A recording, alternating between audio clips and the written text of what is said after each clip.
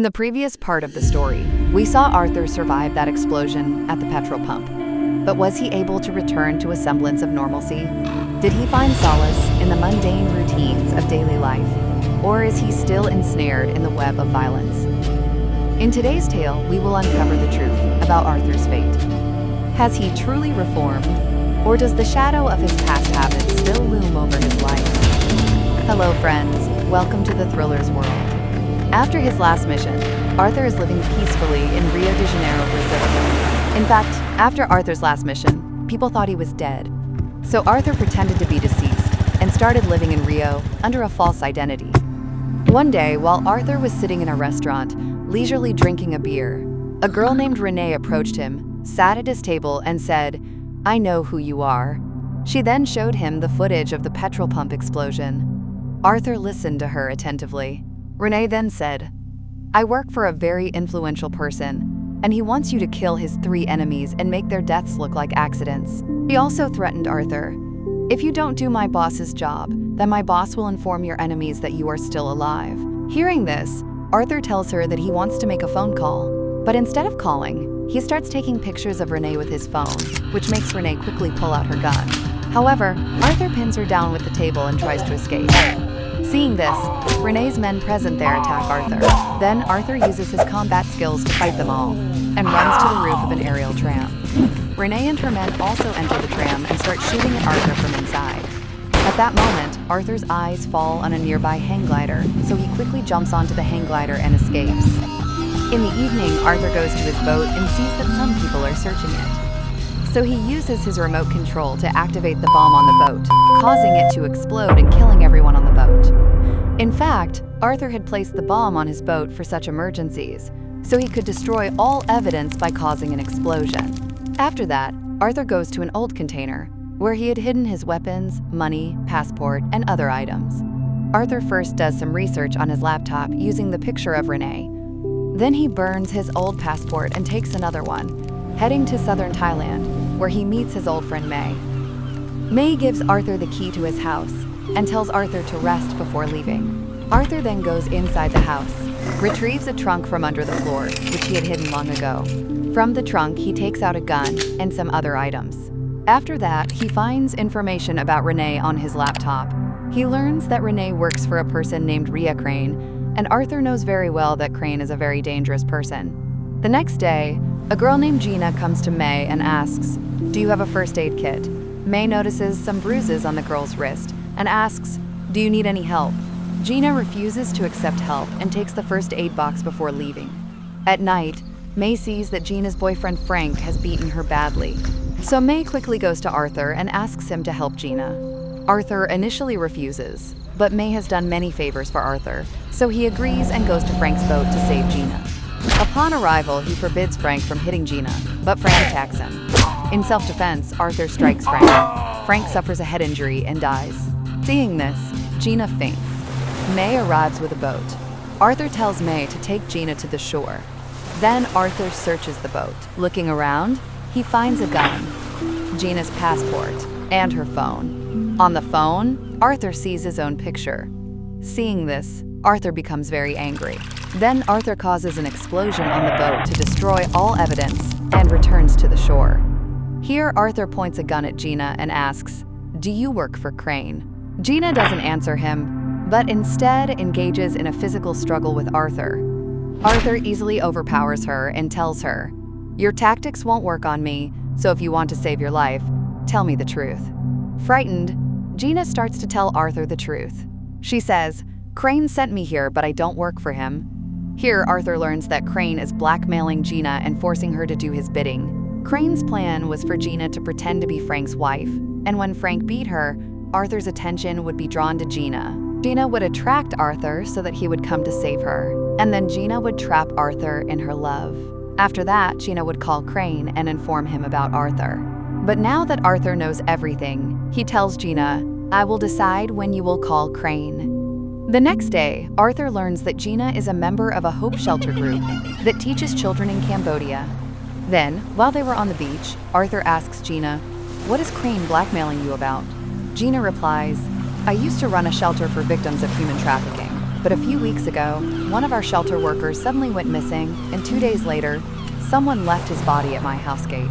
After that, Crane sent his men to the shelter and threatened me that if I didn't work for him, he would kill the children. A little while later, while Arthur was in his room, his eyes fell on a white boat near the shore, from which some people were watching them. Seeing this, Arthur comes out of the room and walks on the beach holding Gina's hand, so that Crane's men think Gina has trapped Arthur in her love. After that, in a cottage where many people were dancing, May ties Arthur and Gina together with a ribbon and tells them to enjoy the Thai music together. As a result, they both have a lot of fun, and we learn that somewhere along the way, Arthur has started to like Gina. In the evening, Gina apologizes to Arthur and says, "I have caused you trouble." Arthur then says, "I understand because I am also an orphan, and when I was young, I was with someone who trained children in weapons and made them his army." Crane was also with the same person. "One day, I escaped from there, but Crane couldn't get out of that place." Here, Arthur thinks that perhaps after escaping, that person must have tortured Crane a lot, so Crane wants to take revenge on him. Later that night, we see Arthur and Gina spending intimate time together, where Arthur promises Gina, "I will get you out of this trouble, and definitely kill Crane." After that, Arthur gives Gina the watch his father gave him. He always kept this watch with him, because it was his father's last memento. Gina then assures Arthur, "I will definitely take good care of this gift." And this is where the real twist in the story begins. So friends, to enjoy it fully, don't skip even a moment. Stay tuned until the very end of the video. The next morning, some police officers arrive at the beach. Gina recognizes Jeremy among them, knowing he works for Crane. So Arthur starts fighting with them. During this time, some officers capture Gina. Arthur has no choice but to talk to Crane. After a while, Arthur is taken to Crane. Arthur is asked to sit in a chair, and as soon as he sits, a bomb previously placed under the chair is activated, making it impossible for Arthur to get up. Then Crane arrives, and he already knows that Arthur has started to love Gina. So he tells Arthur, "If you want to save Gina, you must kill 3 people for me and make their deaths look like natural causes." Crane first mentions a person named Marlon Krill, an African high-profile arms dealer currently in a Malaysian prison. Here, Crane gives Arthur a tracking pill and says after you kill Krill, you must swallow this pill so that my men can locate you and safely extract you. In fact, the prison where Krill was held was on an island surrounded by shark-infested waters. After hearing everything, Arthur sets off on his mission. Crane then hides Gina on a boat. Arthur arrives in Malaysia to carry out his mission and begins gathering information about the prison, where he learns that Penjara prison is not very secure. Nevertheless, he starts formulating his plan and buys some small but powerful explosives, which he turns into chewing gum and a type of chemical that, when applied to the skin, protects against sharks. Additionally, he hides the pill given by Crane inside a cigarette. After that, he creates a fake ID and assumes the identity of a dangerous criminal, then goes in front of the police and starts causing trouble. The Malaysian police arrest him, thinking he is a criminal, and take him to the same prison where Krill is held. At the prison, the reception guard finds nothing unusual in Arthur's belongings, so he allows him to take his items inside. After entering the prison, Arthur starts talking to other criminals to gather information about his target. Here, Krill's men always kept an eye on him. Krill's men were always with him because many people wanted to kill Krill. Krill ran all his business from the prison and was the real boss of the place. One day, Arthur sees a man approaching Krill to kill him. Seeing this, Arthur immediately throws a knife at the man and kills him. Krill is impressed by Arthur's skill, so Krill invites Arthur to dinner with him. Arthur insists that no one else should be present during dinner. Krill agrees. In the evening, Arthur is taken to Krill, where Krill had asked to meet him. During the conversation with Krill, Arthur strangles him to death. After that, he mixes snake venom into Krill's drink so that everyone thinks Krill died from drinking the poison. He positions Krill's body in a way that makes the guards think Krill is praying to God. Then Arthur quickly leaves and places explosives in a hole in the wall, causing the wall to explode. After that, he quickly swallows the tracking pill and applies chemical cream to his body to protect himself from sharks. During this time, the police shoot at him and try to capture him, but before they can, he jumps into the water. A little distance away, Crane's men were waiting for him on a fishing boat to safely extract Arthur from the water. but Arthur climbs onto the boat himself. Afterward, Arthur talks to Crane and asks about Gina. Crane then video calls him and provides proof of Gina's existence. Now Arthur is given his second target, named Adrian Cook. He is a human trafficker living in Australia, and Arthur is given 36 hours to complete the task. If the task is not completed within this time, Crane will kill Gina. Then, Arthur begins gathering information about his second target, through which he learns that Cook has a penthouse with a glass swimming pool just above the 76th floor. Now, Arthur hires a helicopter to learn about Cook's surroundings and to get a proper view of the pool. After that, he goes to Cook's building, pretending to want to buy an apartment, and an assistant of Cook shows him around the building. At one point, while viewing an apartment, Arthur cleverly takes a picture of the apartment key to make a duplicate key. Then he creates a chemical that, when applied to glass, causes it to break. Next, Arthur enters Cook's building disguised as a plumber. Using the duplicate key, he enters the apartment, opens the window glass, and goes outside to reach the bottom of Cook's pool. There, he applies the chemical to the bottom glass of the pool, causing it to break and resulting in Cook's death. Then, while talking to Gina on a video call, Arthur notices a number on a boat in the background. He contacts the harbor master's office and uses that number to gather all the details about the boat, which helps him figure out where Crane has kept Gina. Arthur then takes a helicopter to chase after Crane's boat. As he gets close to the boat, he leaps into the water from the helicopter and uses a small submarine to reach the vessel. Once aboard, he begins taking down Crane's men one by one. Eventually, he finds Gina and tries to escape with her. However, Crane's other men arrive and capture him. After a while, Gina and Arthur are brought in front of Crane. Then Crane becomes very angry with Arthur and says, "You did not do this job correctly at all. Now you must kill the third target.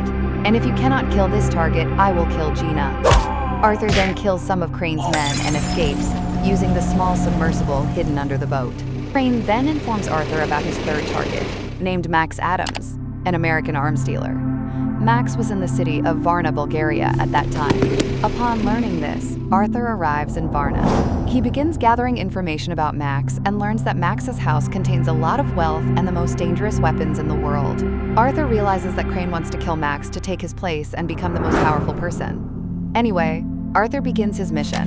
He shoots a guard in the leg from a distance with a sniper rifle, injuring him, and enters Max's house using the emergency medical helicopter from the nearby Varna hospital. There, he first installs a jammer and disables the security cameras, then starts killing all the guards who come in his way. The emergency alarm starts ringing, so the guards take Max to his safest room, where Arthur is already waiting for him. Instead of killing Max, Arthur tells him about Crane and suggests that they should kill Crane together. Arthur tells Max his plan. "You have to pretend to be dead, because as soon as Crane hears about your death, he will send his men here, then Crane will be alone, and we can easily kill him." Arthur then causes an explosion in Max's submarine bunker and takes Max with him underwater to reach an island. Later, Crane sees the news of Max's death. Arthur then calls Crane and tells him that he has killed his target, but Crane still doesn't believe him. So Arthur tells him that Max's dead body is buried under rocks in his submarine bunker and to go there and find it. He also tells Crane to bring Gina and meet him.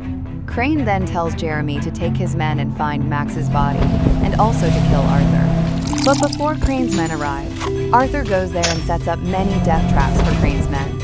When Crane's men arrive and search for Max's body, automatic guns preset by Arthur start firing one after another, killing them one by one. Crane watches this entire event live from his boat. Arthur kills all of Crane's men, including Jeremy. Then he reaches Crane's boat with the help of his small submersible and starts killing everyone on board one by one. Meanwhile, Gina attacks one of Crane's guards and tries to escape, but during the struggle, she is shot in the stomach. Crane then captures her and takes her to the boat control room. On the other hand, Arthur is still fighting with Crane's men. Crane activates the bombs on the boat, which are set to explode in just 4 minutes. Crane then tries to escape with his men on a safety boat. At that moment, Arthur reaches Gina, and she tells him about the bombs. To save Gina, Arthur quickly puts her inside an emergency release pod and sends her away. After that, Arthur goes after Crane. Arthur and Crane engage in a fierce fight. At one point, Crane tries to chain Arthur, but Arthur uses his combat skills to chain Crane to the boat. Then Crane laughs and says, "The boat will explode, and you will die here with me because you won't be able to swim far enough before the explosion." But Arthur is not worried, and he laughs and says to Crane, "Why would I swim?" Saying this, he quickly runs inside the boat, and Crane starts screaming in great agony, "Arthur! Arthur!" Then, the boat explodes, and Gina's pod emerges from the water, far from the boat. Opening the pod's door, Gina sees from a distance that the boat has been completely destroyed in the explosion, and she thinks Arthur has also died in the explosion. She starts crying intensely. Then, rescuers find Gina, bring her ashore, and give her first aid. We also see Max present there. Seeing Arthur not there, Max also seems somewhat saddened. A little while later, we see Gina in Cambodia, where she is with children at her shelter. She is writing a letter to May, telling May that she has returned to the children in Cambodia. One afternoon, while she is teaching the children, Arthur arrives, and Gina is very happy to see him alive. Meanwhile, we see Max researching Crane's boat and discovering a place called a diving bell on the boat, where a person can breathe underwater. Then, Max checks the security cameras and discovers that Arthur had hidden inside the diving bell just before the explosion. He sees Arthur coming out of the diving bell on the camera footage. Max then deletes this footage to ensure that Arthur does not face any problems in the future because of it, and the story ends here. Thank you for staying with Thriller's World. If you enjoyed this video, please like, share, and subscribe to the channel. See you next time for more thrilling adventures. Until then, stay well, stay healthy, and stay with Thriller's World.